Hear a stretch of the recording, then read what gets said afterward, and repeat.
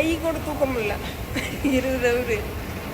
என்னால் பாட்டில் பார்த்துருப்பீங்க அந்த உழுவுறது எனக்கே தெரில எங்கே தான் உழுந்தேன் என்ன தான் பேசினேன்னு. நான் எடிட் பண்ணும்போது தான் அங்கே என்ன நடந்துச்சுன்னு எனக்கே தெரியும். ஸோ இப்போ தான் நானும் பார்த்தேன் எதுக்கு உழுந்தேன்னு கையை தூக்க முடியலன்னு. நான் ரொம்ப வீடியோ வந்து அப்படி தான் இருக்கும். நான் எடிட் பண்ணும்போது தான் தெரியும் நான் என்ன பண்ணுறேன்னு.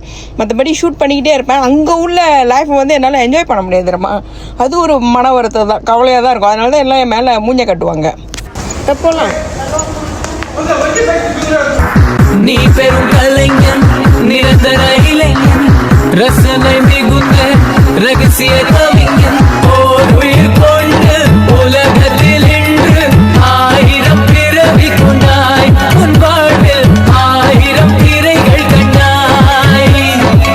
சோதனை உன்னை சூழ்ந்து நின்றாலும் சோதனை முயற்சி சோர்வுறவில்லை. ஆய்ந்து முதல் நீ ஆடி வந்தாலும் ஆக்சிஜன் குறையவில்லை. சொன்னால் கேள் ஆஸ்கள் தூரமில்லை. வருது வருது அட விலகு விலகு வேங்கை வெளியே வருது. வருது வருது அட விலகு விலகு வேங்கை வெளியே வருது.